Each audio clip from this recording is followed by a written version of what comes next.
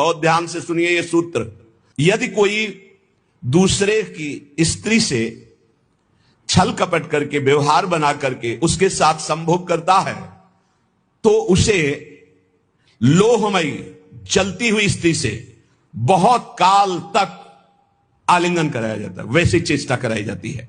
उस पुरुष को नरक में ऐसी यंत्रणा। और जो स्त्री अपने पति को धोखा देकर दूसरे पुरुष का, तो वो चा पुरुष रूपया सुरमया, वो पुरुष रूप लोह से जलती हुई लोहे की मूर्ति, उससे उसको आलिंगन बहुत वर्षों तक कराया जाता है। नरक में भीषण यंत्रणा उसको प्राप्त होती है। इस नरक का नाम है तप्त शूर्मी नरक। और फिर इसके बाद जब उसका जन्म होगा तो भयानक भयानक रोगों से पूरा जीवन पीड़ित रहेगा, जो दूसरी माताओं बहनों के साथ व्यभिचार करता है। अब जब कर्म का फल आता है तब कह देते हैं कि पूर्व जन्म का कर्म है, उसको भोगना पड़ेगा। हमारे साथ भगवान अन्याय कर रहा है, हमने कोई पाप कर्म नहीं किया। अगर कर्म का फल नहीं है तो गर्भ से ही बालक अपंग कैसे पैदा हो रहा है? गर्भस्थ बालक ने क्या पाप किया था इस जन्म में? गर्भ से ही नेत्रहीन क्यों पैदा हो रहा है? गर्भ से ही मूक बधिर क्यों पैदा हो रहा है?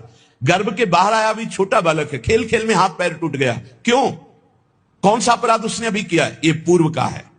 नहीं, पूर्व का क्या प्रमाण है कि उसका जन्म हुआ है? नहीं, लाखों बार जन्म हुआ है। अगर प्रमाण ही देखना है तो देखो, भय, प्यार, प्राण पोषण, इसका पूर्वाभ्यास उसको है।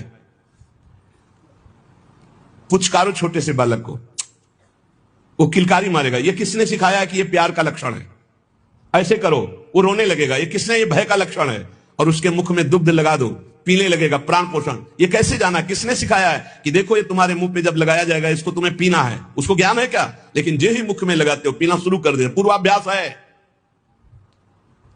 बहुत बार समझाने पर भी अज्ञानी जीव तर्क नहीं छोड़ता है। अरे पापाचरण छोड़ दो, पापाचरण करने से कई जन्मों तक आपको दुख भोगना पड़ेगा। एक एक पाप का बहुत जन्म तक दुख भोगना पड़ेगा।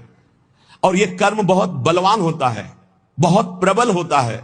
बड़ी कृपा भगवान की है जो बड़े भारी कर्मों का हिसाब हमें छोटे में दे करके भुगता रहे हैं।